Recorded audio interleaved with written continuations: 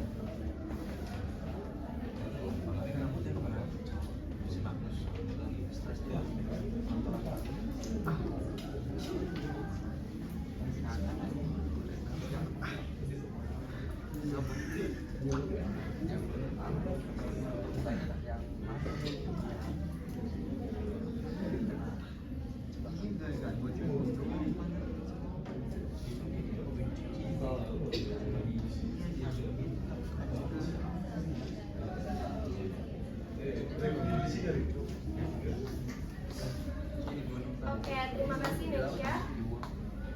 Kan PT Elegan ini bergerak di bidang properti ya. Sebelumnya juga saya sudah jelaskan kalau misalkan bergerak di bidang properti atau persewaan seperti rumah gitu, itu dikenakan tarif 10% dari jumlah bruto nilai persewaan. Jadi untuk jawaban Nesya itu benar. Jadi PPh final yang dibayarkan oleh PT Elegan ini ada 50.400.000. Oke, selanjutnya ini ada studi kasus pajak penghasilan final. Ya, di sini pada tanggal 8 April itu Bank Rakyat Indonesia mengadakan undian nih untuk nasabahnya dengan total hadiah 600 juta.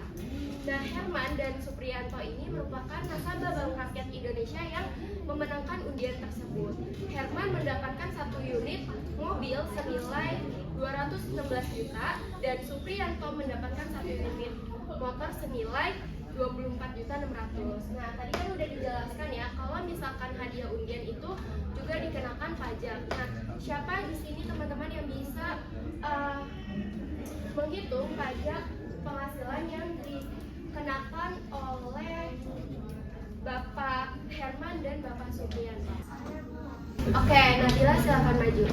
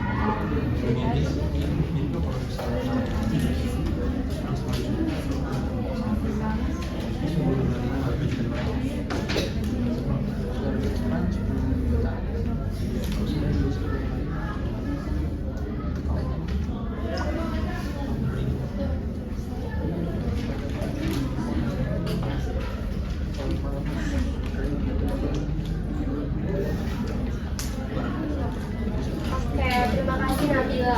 Untuk jawaban Nabila benar ya, karena kalau misalkan kita menang hadiah undian itu biasanya dikenakan pajak 25%. Jadi 216 juta itu harga mobilnya dikali dengan 25%, yaitu hasilnya itu 54 juta. Lalu kalau yang motor itu harga motornya itu sebesar 24.600 dikali dengan 25%, hasilnya 6.150. Oke, selanjutnya di sini ada materi penerapan norma perhitungan khusus. Jadi di dalam penerapan norma ini ada PPh pasal 15 yang pajaknya itu dipungut atas penghasilan tertentu menggunakan norma perhitungan khusus penghasilan neto wajib pajak.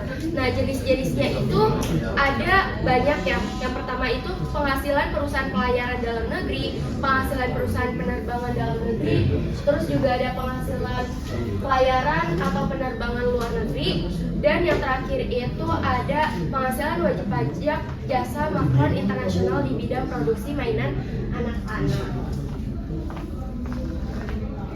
Nah, yang terakhir ini ada materi pajak penghasilan untuk peredaran tertentu. Berdasarkan PP nomor 55 tahun 2022, PPh final atas peredaran bruto tertentu yang diperoleh usaha wajib pajak dalam negeri ini termasuk orang pribadi, koperasi, terus juga firma, PT, dan badan usaha milik desa atau badan usaha milik desa bersama itu sampai dengan 4,8 miliar per tahun itu akan dikenakan tarif 0,5%. Nah, cara perhitungannya itu PPh final atas peredaran bruto atau WPOP sama dengan penghasilan bruto dikurang PTKP-nya dikali tarifnya itu 0,5%. Di sini ada studi kasusnya, yaitu Ibu Heni merupakan pemilik restoran Rosol dan memiliki NPWP.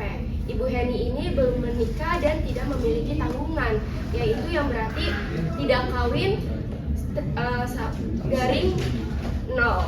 Jadi setiap tahun Bu Heni ini melakukan pencatatan atas peredaran bruto usahanya. Pada tahun 2023 peredaran bruto yang diterima Ibu Heni itu sebesar 360 juta. Nah, usaha yang dijalankan Ibu Heni ini memenuhi kriteria sesuai dengan PP nomor 55 tahun 2022. Nah, hitunglah PPh final atas peredaran bruto yang diterima Ibu Heni. Jadi untuk menghitung PPh final itu yang pertama itu penghasilan brutonya kita tulis dulu.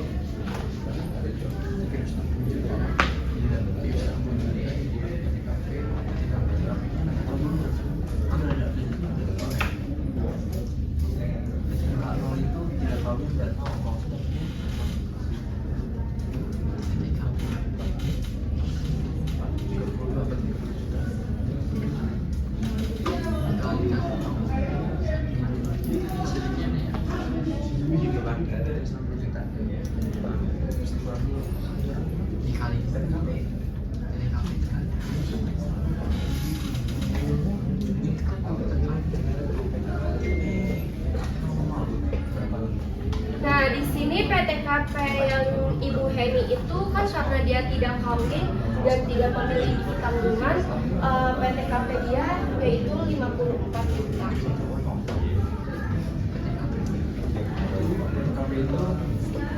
Lalu dikurang sama dengan 306 juta.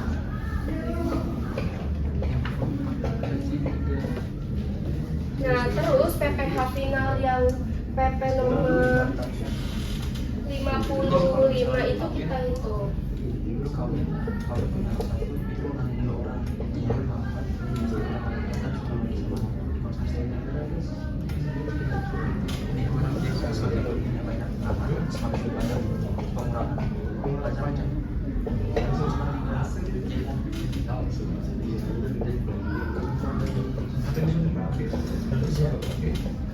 Nah, jadi untuk restoran Ibu Heni ini akan dikenakan PPh nomor 55 sebesar 1.530.000.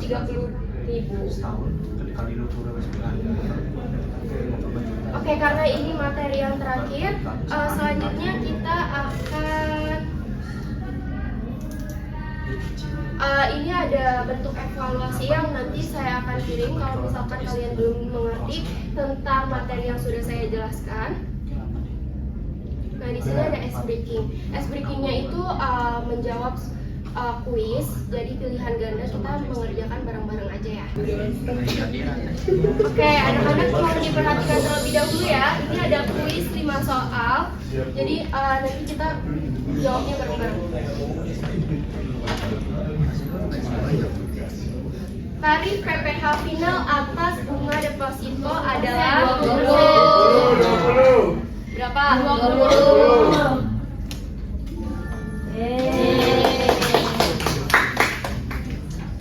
Oke, bentuk usaha yang digunakan oleh orang pribadi yang tidak bertempat tinggal di Indonesia disebut usaha terbuka.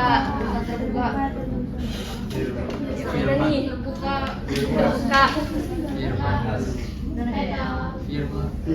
Firma apa terbuka?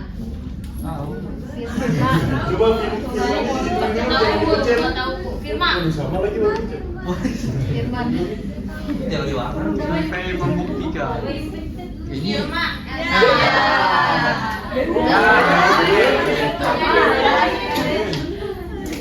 Pajak yang diatur dalam Undang-Undang Nomor 36 Tahun 2008.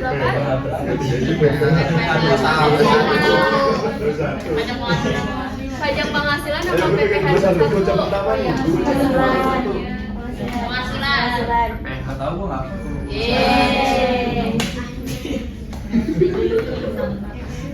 Tadi yang sama kayak soal yang tadi berapa? Persen.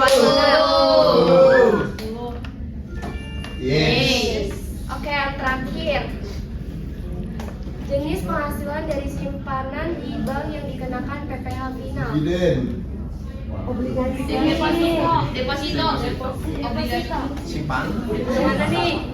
Simpanan deposito. Deposito. Salah. Yes. Begitu biar mereka miskin lah. Enggak ya umat ya. Sih gue tahu jawabannya deposito. Bisa begitu dan itu. Ini bagus sih yang gitu tuh. Oke, sekian materi yang sudah Ibu sampaikan pada hari ini mengenai pajak penghasilan final. Semoga materi yang Ibu sampaikan dapat tercerna dengan baik. Sebelum kita tutup kelas, alangkah baiknya kita berdoa penutup terlebih dahulu. Berdoa dimulai.